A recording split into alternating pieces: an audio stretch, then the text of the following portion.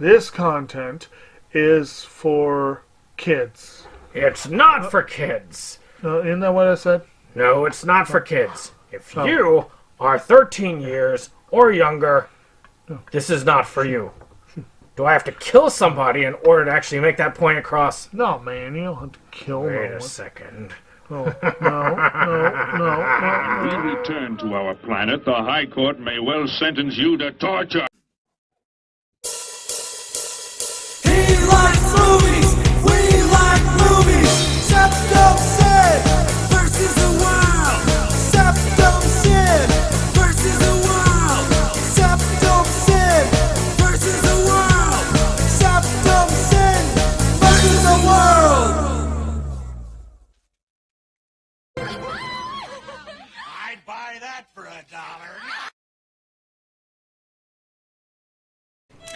Greetings! Welcome to another episode of SeptumSin vs. the World, where we talk movies, and this is another movie review. We are covering today Phil Herman's The Unearthed, which is an anthology, and I've always loved both Phil Herman and Joel Wynkoop's work. I've become more engrossed in their catalogs in 2020 with the Craiglon Incident trilogy, which you can see reviews of on this channel. Phil Herman has put together a lot of anthology films going back to the 90s with Horror Tales 666, which you can also see on this channel. Of course, when I see a new anthology, and if I have the money, I usually try to back it. So if you can, check out Phil Herman on Facebook. I think he's actually running an Indiegogo for a picture right now. And if he's not, I'm sure he will be, so check it out. So let's talk about this particular DVD.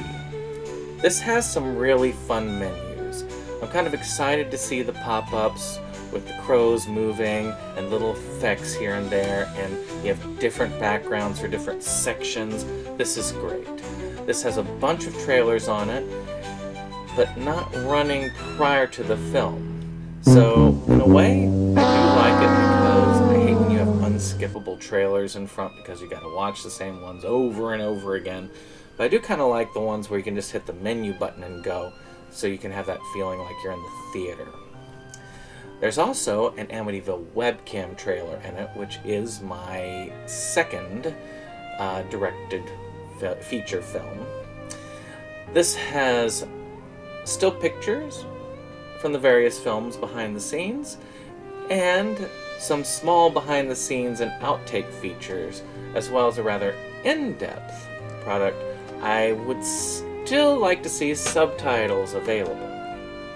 I admit, I did kind of feel bad when I've talked about subtitles in the past.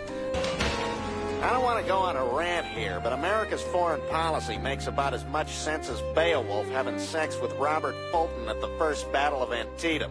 I mean, when a neoconservative defenestrates, it's like Raskolnikov filibustered deoxymonohydroxynate. What the hell does rant mean? Especially with someone like, I think, Doomsday Stories, when I talked about that. But now that I've actually made a movie and have actually subtitled a feature film, What you want, a cookie? I know what it takes to put subtitles on the screen, and though it does take some time and effort, it doesn't take a lot of extra money. And it is worth it, in my opinion, because you can include people who are hard of hearing and deaf fans of the genre, because those people would pretty much be excluded from enjoying this film. The Unearthed is an anthology created by Phil Herman. 4 gripping tales reveal long-hidden secrets crafted by talented filmmakers Marcel Fabani, Derek Brosh, Will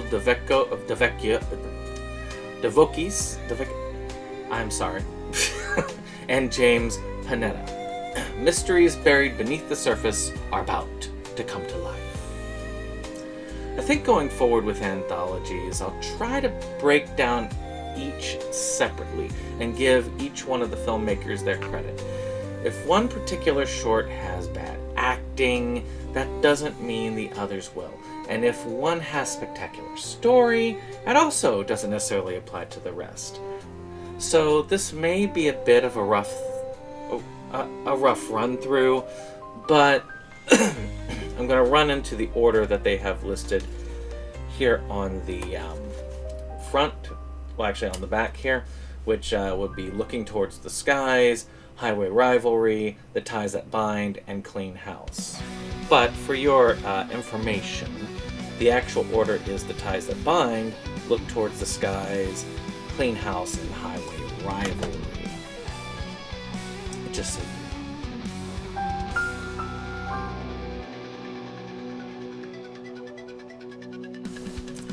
Let's start with the wrapper.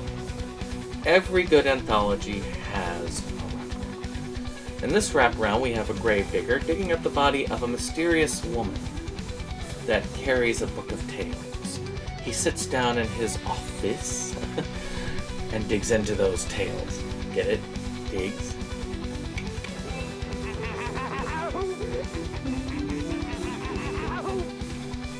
Okay. This was an effective means to get things across. I like this a lot more, and I felt like there was a good amount of investment in this gravedigger character than just a few short stories. There needed to be a little bit more on his end as far as I'm concerned.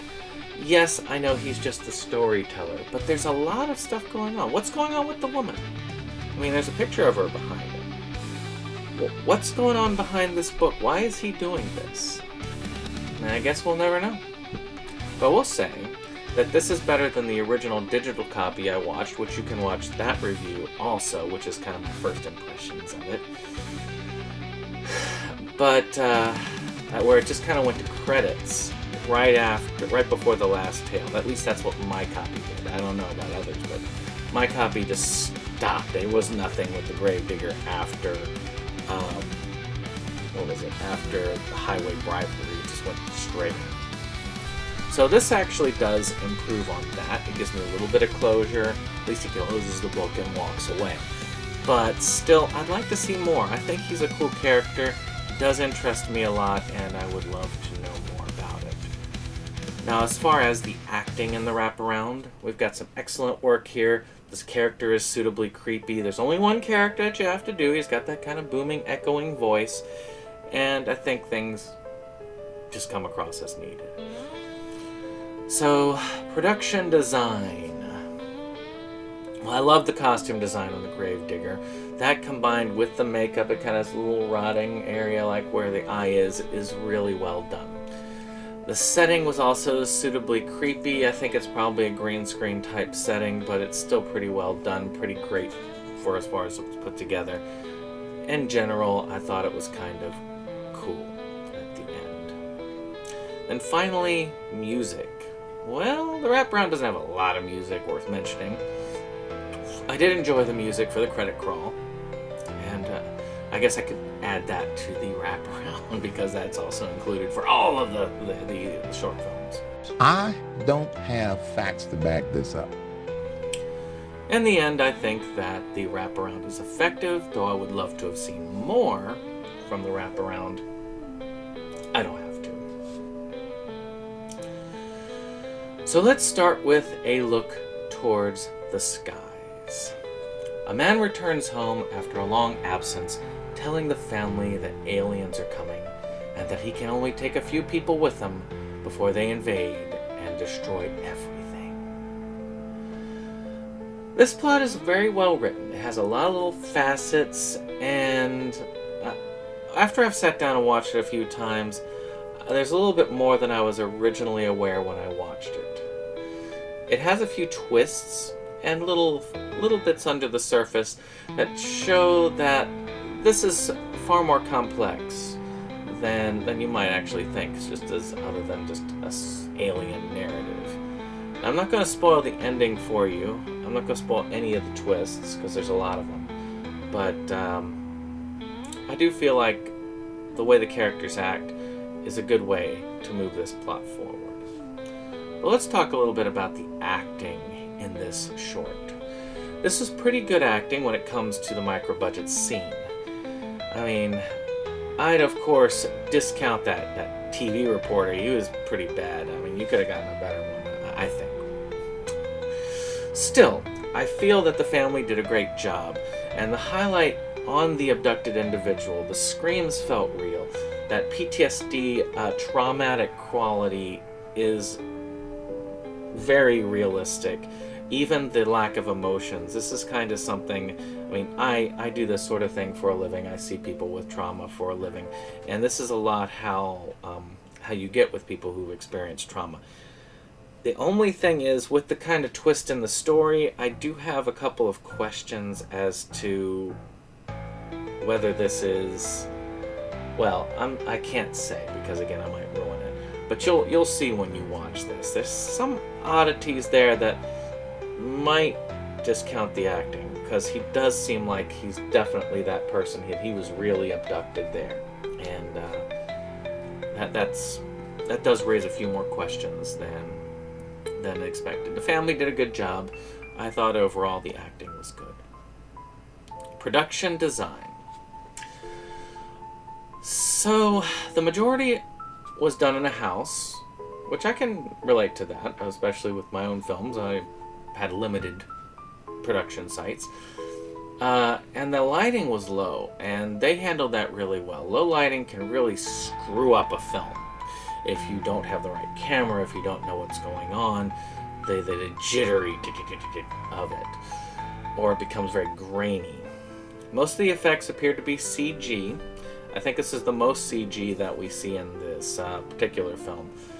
But they're done competently, and I don't really see any that feel out of place, which is something that you do run into in a lot of micro-budget features like this. So I do think that this one was handled very well. One good example of one that I thought really worked well is when you see the aliens operating on the guy and using the laser to cut him open. I thought that was handled well. It didn't look that fake. It actually looked fairly believable. Gave me a little bit of cringe. The music was pretty stock standard. I mean, pretty much like most of the films on the list. It works. It has a mysterious air that it lends to the scene. And it helps move the story along without standing out too much. Nothing here that I'm going to be buying a soundtrack for, but very much working with the plot. Overall, I'd say that that Highway Rivalry. No, not Highway Rivalry. Darn it! I look towards the skies. Darn, is a competent alien thriller / horror that really kind of lends credence and is a good way to kind of start your watch through, even though you don't. You definitely don't start your watch through with this one, but it lends itself well to the film and the themes in the film, as you'll actually see as we go along. So the next one we're going to talk about is Highway Rivalry, which is the last of the films that we see. A woman discovers that her husband is dead and goes on the run. She's picked up by a mysterious highwayman who may be a killer. As we hear on the news, there's a highway killer on the loose. But not all is as it seems, as there are some demonic forces at play. You kind of spend a lot of this film thinking that things are going to turn out one way, and then in the end, they kind of go somewhere completely different.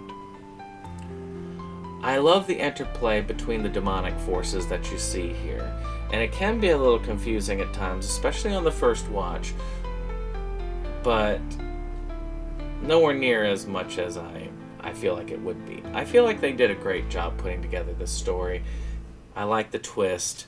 I like how it goes. It's more than what meets the eye, and I think that's something that's a common thread here. As far as the acting, Phil Herman's always a pleasure to see on the screen. He's good at playing various killers or spurned people, or even a hero. which he is in Craiglang Incident. Our leading lady also does a good job playing her character, being confused or almost vindictive or evil in some ways. I felt the acting overall was effective. I felt like it definitely put you into the characters. This is definitely a step above those that we see in a lot of micro-budget films. I would say that this is probably the strongest acting in these shorts, other than maybe The Ties That Bind, but I think this one edges just a little bit farther up. Next up, I would say production was really good. There were a lot of practical effects here, not a lot in the realm of CG, and I'm not gonna lie, I love practical effects. I'm an old school guy. I grew up in the 80s with a lot of practical effects in these types of films. And the CG I originally was introduced to in the 90s was so maybe it's just I'm an old school horror kind of person. The scene where they're chopping away with the axe, for instance, it looks amazing. There's some great effects here. Whoever's on makeup, they did an amazing job. There's also kind of a little bit of nudity in here. I'm not going to show y'all, but you know, if you're one of those horror fans. It's an off-colored remark. It's highly inappropriate. You want? I'll demand these text. You're getting what you want here. This is where you get it if you're looking for that in this film. You know who you are. And finally, the music. I think the music works well. It kind of hammers home with the little events taking place. I especially like the kind of like string work that we have. Like cello, I guess, is what's being used, like a dum, dum, dum, dum, you know, which is very prevalent throughout. So finally, I would say that Highway Rivalry is probably the strongest piece in this set. It's great to have it at the end. It's great to end with a bang. And usually when Phil Herman is fully involved in making something, he usually delivers. Who knows, maybe there's a little connection to that Jacker series. I am looking forward to Jacker 3. So let's move on to The Ties That Bind. So The Ties That Bind is the first one. This is the one that we get introduced with for this film. This revolves around a murder case that has been thought to have been solved. But a new victim pops up with some very similar circumstances that calls this into question. This is a case close to home to the detective, as he arrested his father-in-law for the original murder. And this may show that this dead ringer was not as on point as it seemed. The story elements are very thoughtful in design, and with the line of evidence that definitely leads towards the killer and gives you a nice little twist at the end that I didn't expect when I first saw it, and when I saw it the next couple of times, I did understand, I did see. This is a very well done police procedural thriller. And at first I might not think this fits in a horror collection, especially with the wraparound. But I do think this is good because it does set the tone. And the tone for this, well, we'll talk about that for the overall tone, but in the end, I do think that this fits very well. I do feel like this is very good, a good tone to start with. So let's talk about the acting. The acting was very good when it comes to micro-budget shorts. Felt natural for the most part, with a couple of minor blips here and there, maybe a little bit of woodiness, but not a lot. And I felt that the actor playing the detective is the highlight of this reel. He does well with expressing the emotions and the conflict internally that he's having to deal with this situation. Finally, let's talk production design. Well, not finally, because there's music. But this has a pretty good high grade all around. With different set pieces, police vehicles, costume design. There's a lot that went into this. Whoever did this film, and let's just see who did this film. Let's see. Yeah, Derek Brush and Nina Trader. So yes, they had a lot of resources at their command. And you can see it in this. The makeup was well done. There wasn't a lot of gore. There wasn't a lot that was needed. So what was done well. A lot of this was effectively communicated in the set pieces and in the costume design. And I felt like it communicated quite well. In a good way. Finally, the music. Well, the music was very soft and it sat in the background and it did its job. Again, much like most of these things, it's not particularly standing out, but at the same time, it's not jarring me either. It's not trying to keep me going, I don't know what this is about. In the end, Ties That Bind is a great way to start this anthology. It sets the tone, it gets us a little bit interested, and if you like these types of thrillers or police procedurals, you kind of will like this. This really does a good job, and it does set the tone for the quality. Well, speaking of quality, let's talk about the second to last of the shorts, the third, Clean House. A woman calls a priest to clean the evil spirits from her home. Little does he know, the demon inside has laid a trap for him. I feel that this was a bit confusing, really. Not only was this the only non-English language film on this set, but at first I thought it was going to be a silent film because of how it was presented, how the filters were there. Especially with that little vignette. I guess it was supposed to be like a flashback or something like that to give us a little bit more like background. To me, I thought it was more confusing than helpful. I think that we could have had the story starting with her calling the priest out of it and just right there. I think it would have been just fine. You have her sitting there, you hear the little ghosty ghosts, which they play in the background. We're not confused about it possibly being a silent film. We've got the setting up there. It works well. It makes it much tighter, in my opinion. It ends a lot of the confusion. Still, there are some points of interest. I love the philosophical conversations, and you see this a lot. There's a lot of waxing poetic and philosophy that you see in exorcism-type tales. And that's really where it turns. I can see most of the people paying to get their photo in the film also in this as well. And though I understand things gotta get funded, still it can interrupt the pacing. It can kind of throw things off. I do like that they kind of put that at the end, so you can kind of skip forward if you need to. The acting, I thought the acting was great in this. There's nothing wrong here. Nothing felt like awkward. The woman herself, a lot of how she plays when it comes to these types of things, whenever you see somebody playing in these types of films, they got to be able to sell it. And she sold it very well. It was very convincing. I thought the priest did an excellent job. Acting on point. Very good. Finally, let's talk about production design. I always say finally, like, music is just... But it is, in a way.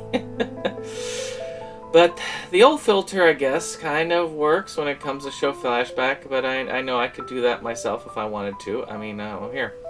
I'll put this in for the rest of my review of this film, this short.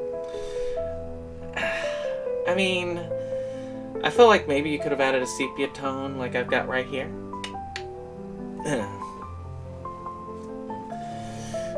There was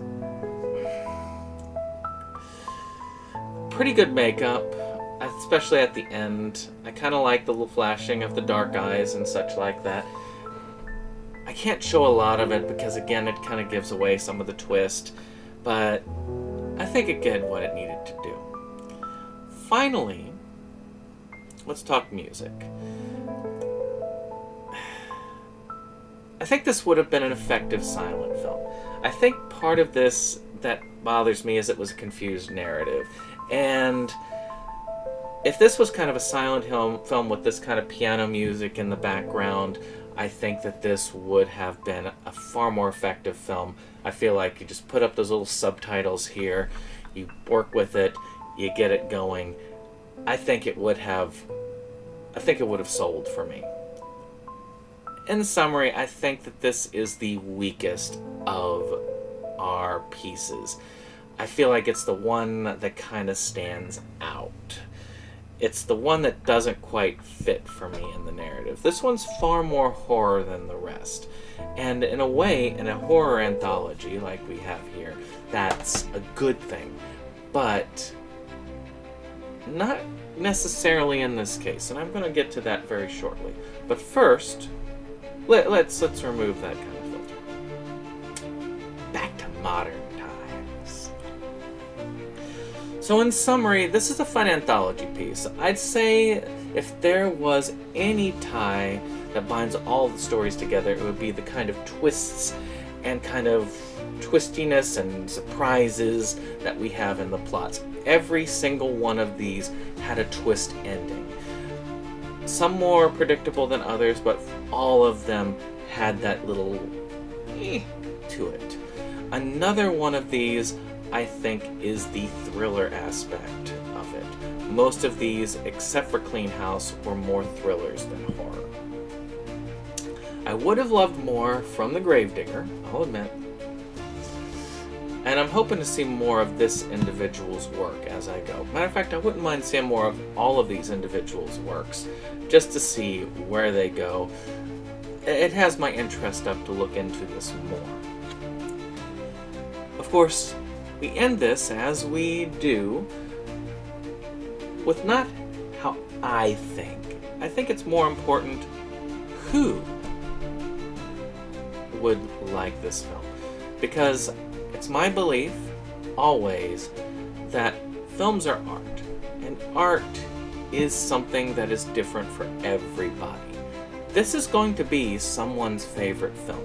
And I want to find those people so that they can really get the most out of this. So who would love this film? Well, first, people who like Phil Herman anthologies. I mean, it's a no-brainer. There's a lot of similarity when you bring these back to back. There's a lot of these that come together. Some are a little bit more raunchy. I think he did Tales of the Midnight Hour. I can't 100%, but I know he did Hardtail 666, and that kind of felt a little bit more grindhousey, I guess. But this does have a lot of similarity to something like, say, I Slay on Christmas and Doomsday Stories. I feel like the quality is higher than Doomsday Stories and maybe about even with I Slay on Christmas. But if you like any of these, I really think that you'll like most of these. The next up is people who are into micro-budget horror. I mean, again, it's a no-brainer. Most of you get into this, you see shorts, because short films are where most of these directors start. That's how I started with this. I didn't start doing feature films, and I don't have very many. I got 2, but I've got, I think, 3 or 4 short films, and this is where they shine. I think being in anthologies is great. I'm in 2 anthologies myself, one already released and one upcoming. The fact that they're both Amityville kind of makes me a little bit sad. That makes me a sad panda. And I would be honored to one day get to the level to be in a Phil Herman anthology. But that said, micro-budget horror, if you like it, if you like this kind of thing, you're going to really get into this. Now, the final one might be surprising to you, which is people that like thrillers. I feel like this is something a little bit different than some of the others. I do think that Phil Herman, in a lot of his work, he tends to gravitate towards some of these thrillers more than a lot of these micro-budget directors who tend to gravitate more towards gore. And that's one of the reasons why I do think that Clean House didn't fit as much, because I felt like the other three had thriller elements, especially the first two. And that's also why I feel like Ties That Bind is a great one to set that stage, because these felt like more thrillers than horror. And that's great. I think that thrillers are great for the micro-budget scene. So if you like thrillers, I think you will really enjoy this film. So I guess the final thing is, where do you get your copy of Phil Herman's Unearthed? Well, the only one I know of right now is going through Phil Herman himself. I mean, this is the inside of it. I think I'm going to be trading the case out with the Anhedenia boxing collection, which I could use a nice 2-slot Blu-ray disc thing. But yeah, I think if you go to Phil Herman himself, you will be able to get this.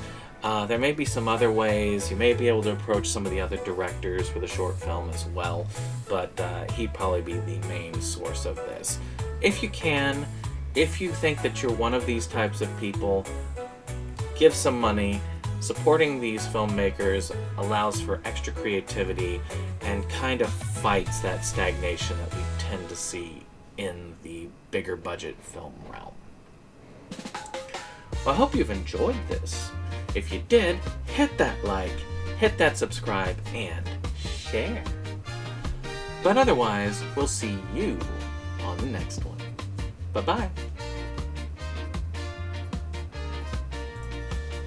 This is the end of the show. We hope you liked it though. We had our spend, had time afraid. It's almost time to go. This is the end of the show.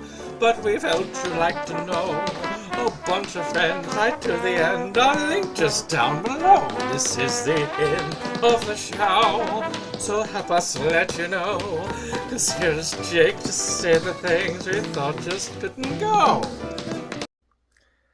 And now we would like to take a moment to thank our friends at the Rebel Gaming Club for our rollicking opening number that has been gracing our videos for some time now. And we want to thank all our friends who come out for various projects and what have you. We have numerous links below, and we very much encourage you to check them out and give the other people a visit as well. Hello, my friends! Hey! Yeah! Eddie, you're in too! Pour yourself a drink!